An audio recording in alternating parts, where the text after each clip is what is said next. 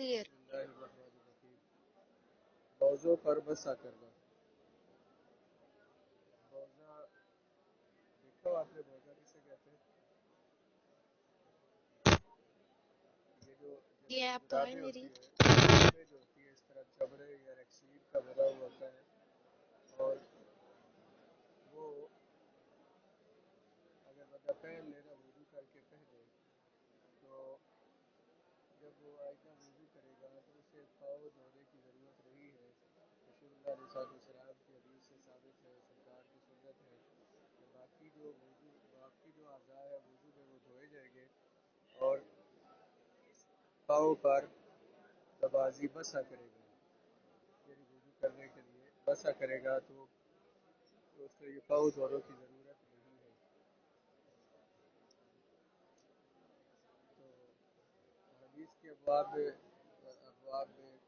یہ موضوع پر بسے کی ابواب موجود ہے. قرآن مجید میں اس کا ذکر نہیں ہے. حدیث پاک سے یہ ثابت ہے اور کثیر صحابہ کرام جو ہے وہ یہ کیا کرتے تھے.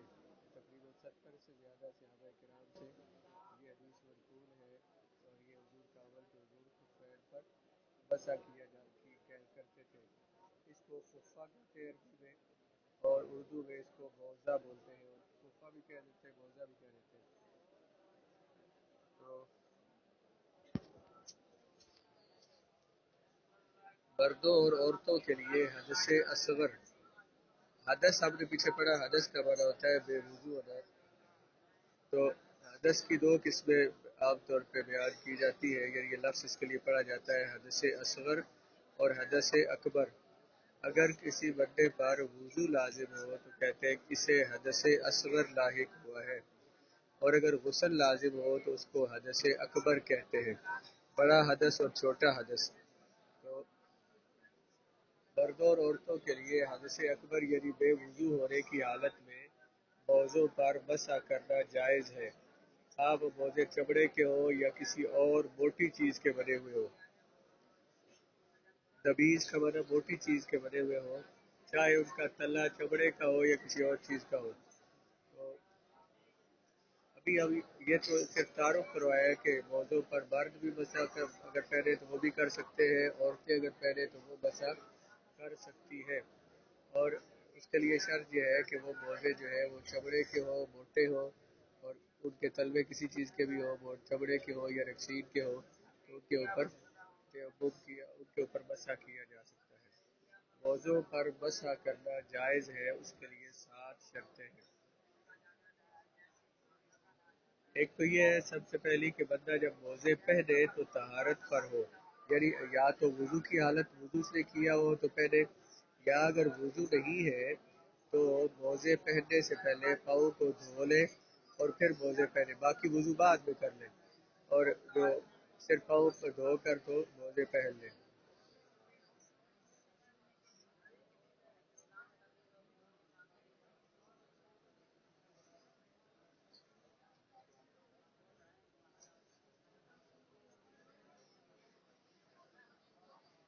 پہلی شرط یہ ہے کہ پاؤں دھو کر موزے پہنے. اس کی عام صورت تو یہ ہے کہ ترتیب کے ساتھ وضو کر کے آخر میں موزے پہن لیے جائے, یعنی جب بندہ وضو کر لے, سارا وضو کیا ہوا اور بندہ پاک ہو تو اس وقت موزے پہنے.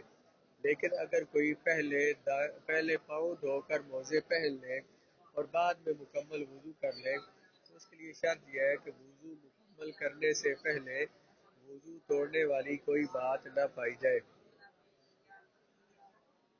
کیا کہا کہ موزے کس طرح پہننے ہیں؟ طہارت پر, وضو کر کے پہنے, یا وضو نہیں بھی کیا تو صرف پاؤں دھو کر تو موزے پہن لیں. باقی وضو جو ہے وہ جب وضو کریں گے, نماز کا ٹائم اس وقت بندہ وضو کرتا ہے جب بھی, اس وقت باقی اعضاء کو دھو لے گا.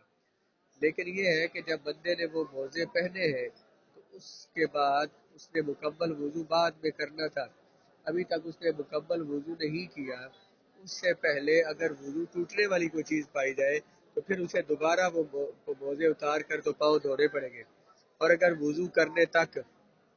مکمل وضو کرنے تک کوئی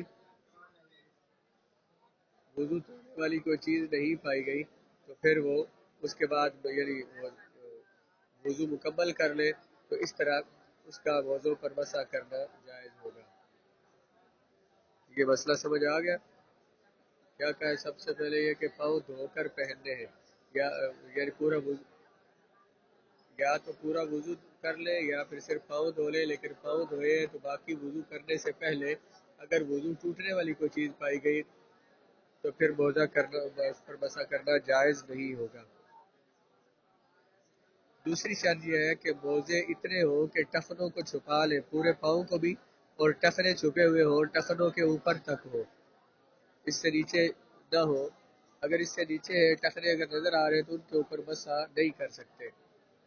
تیسری شرط یہ ہے کہ موزے پہن کر وہ اتنے موٹے ہوں، اس طرح کے ہوں کہ انہیں پہن کر آسانی سے انسان چل پھر سکے۔ یہی وجہ ہے کہ شیشے کے، لکڑی اور لوہے کے موزوں پر مسح کرنا جائز نہیں ہے، کیونکہ انہیں پہن کر چلنا مشکل ہوتا ہے۔ پہلے شیشے کے بنے ہوئے تو ٹوٹ جائیں گے، لکڑی کے ہوں گے تو اتنے سخت ہوں گے کہ بندہ چل نہیں سکتا، اس طرح لوہے کے تو موزے وہ ہونے چاہیے ان پر مسح کر سکتے ہیں جنہیں پہن کر تو آسانی سے چلا جا سکے۔ چوتھی شرط یہ ہے کہ ہر موزہ پاؤں کی چھوٹی انگلی کے حساب سے کم از کم 3 انگلیوں کی مقدار تک پھٹا ہوا نہ ہو۔ یعنی تیسری، اس کو چوتھی شرط کو یوں سمجھ لیں کہ موزہ پھٹا ہوا نہ ہو۔ تھوڑا بہت تو پھٹا ہوتا ہی ہے عام طور پہ، مثلا ظاہر ہے وہ سلائی کی ہوتی ہے مشین کے ساتھ، کہیں نہ کہیں سے کچھ پھٹن ہوتی ہے، تو اگر پاؤں کی جو چھوٹی 3 انگلیاں ہیں ان کی مقدار اگر اتنا جو ہے اگر پھٹا ہوا ہوگا یا اس سے زیادہ پھٹا ہوا ہوگا اس پر مسح نہیں کر سکتے۔ اس سے کم اگر پھٹن ہے تو پھر ان پر مسح کر سکتے ہیں۔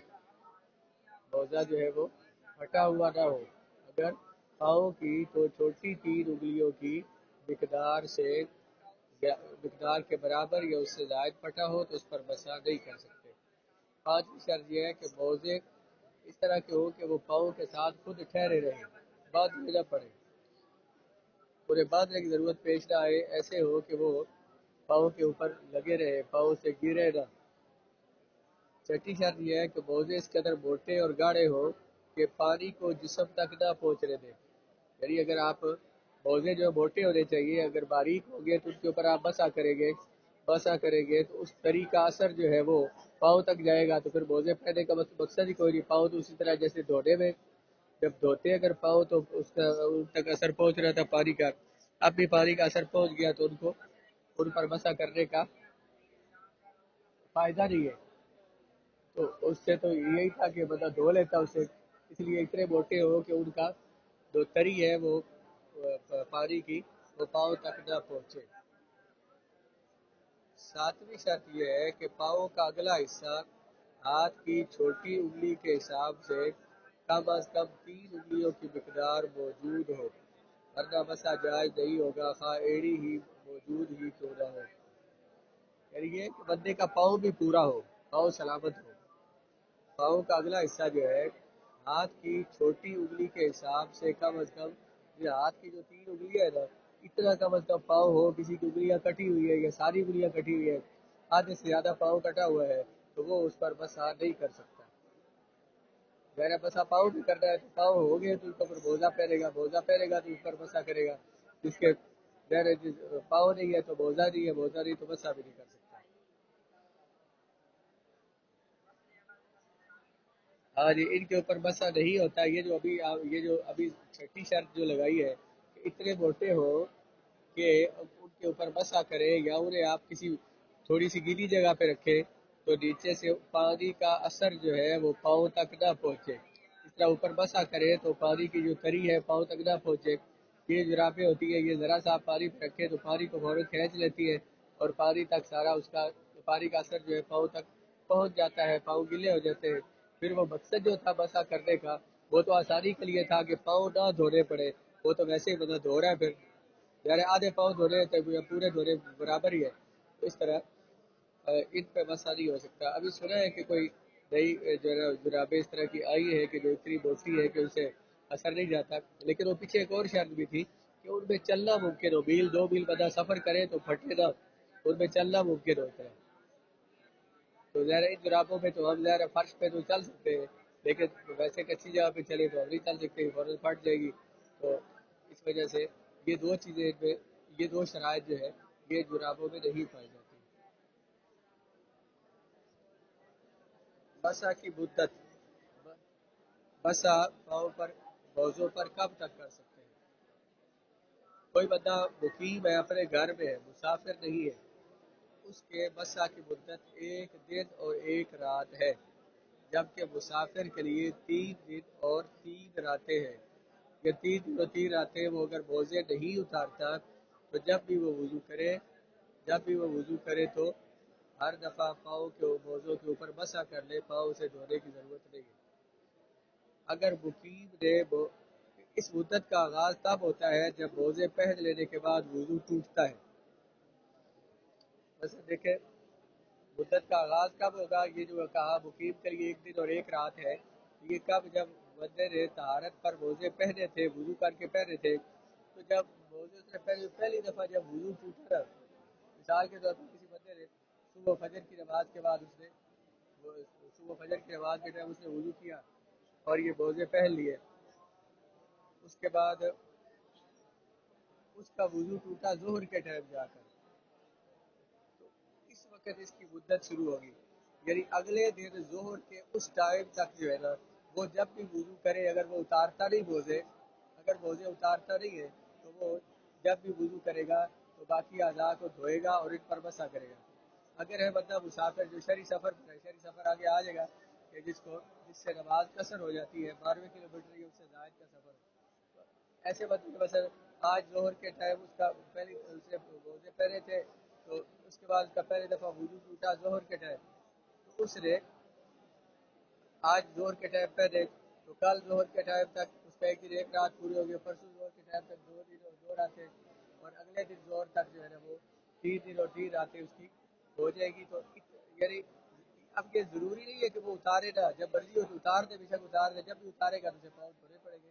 لیکن اگر مقیم جو ہے وہ 1 دن اور 1 رات نہیں اتارتا موزے اور ان پر مسے کرتا رہتا ہے، اسے اجازت ہے. مسافر 3 دن اور 3 راتیں اگر موزے نہیں اتارتا ہے تو وہ ان پر بس ہر وضو کے ساتھ مسح کر سکتا ہے، اسے پاؤں دھونے کی ضرورت نہیں ہے.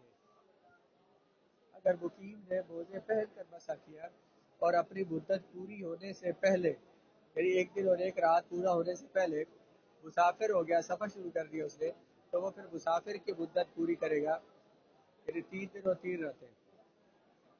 مقیم نے جو اپنے گھر میں تھا اس نے مسح شروع کیا تھا تو اس کا بس ایک مدت کتنی تھی، 1 دن اور 1 رات. لیکن اس سے پہلے یہ مدت پوری ہونے سے پہلے اس نے سفر شروع کر دیا، مسافر ہو گیا، اب 3 دن اور 3 راتوں تک وہ مسح کر سکتا ہے. اگر مسافر نے موزے پہن کر مسح کیا، اسے 3 دن اور 3 راتیں اس نے پہنے، اسے مسح کرنے کی اجازت تھی. 1 دن اور 1 رات گزرنے سے پہلے ہی وہ مقیم ہو گیا، تو یعنی تو پھر وہ مقیم کی مدت یعنی 1 دن رات کو پورا کرے اور اس کے بعد موزے اتار کر پاؤں دھونا اس کے لیے ضروری ہے. لیکن اگر مسافر 1 دن گزارنے کے بعد مقیم ہوا، 1 دن گزر چکا تھا، اس نے مسافر کو، اس نے جب اس نے موزے پہنے اس کے بعد بس ہم نے شروع کر دیا، 1 دن اور 1 رات گزر چکا ہے کہ وہ اپنے گھر واپس آ گیا، تو وہ فوراً ہی اسے موزے اتار کے پاؤں دھونے پڑیں گے. مسح کا فرض، ہر پاؤں کے اگلے حصے کے ظاہر پر ہاتھ کی چھوٹی 3 انگلیوں کے حساب سے 3 انگلیوں کی مقدار مسح کریں. دیکھیں ہاتھ کی 3 انگلیاں نا، دونوں ہاتھوں کی 3 انگلیوں کو تر کر کے انگلیوں، پاؤں کی انگلیوں سے شروع کرے، اوپر پنڈلی کی طرف بس لے کر آئے، ایک دفعہ پھیر دے گا دونوں پاؤں پہ، دونوں موضوع پر، تو مسح ہو جائے گا. بس اسی طرح سے مسح کا طریقہ ہے. ہاتھ کی 3 چھوٹی انگلیوں کی مقدار جو ہے وہ مسح کرنا ہے، انگلیوں سے شروع کرے گا اور پنڈلی کی طرف آئے گا. دارش اور اس کو کھڑا کر کے مسح کی مدت، ہاتھ کی مسح کی سنت، ہاتھ کی جو کھلی انگلیاں ہیں کشادہ انگلیوں کو پاؤں کی انگلیوں کے سروں سے پنڈلی کی طرف لے کر آنا. ہاتھ کی جو انگلیاں ہیں ان کو پاؤں کی انگلیوں سے پنڈلی کی طرف لے کر آنا، پنڈلی کی طرف لے کر آنا.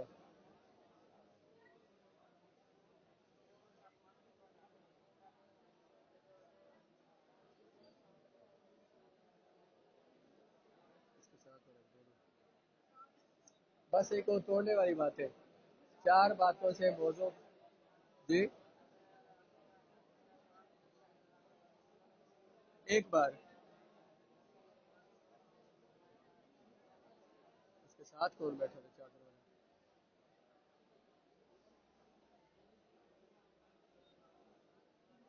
موضوع کی توڑنے والی باتیں، چار باتوں سے موضوع کا مسا ٹوٹ جاتا ہے.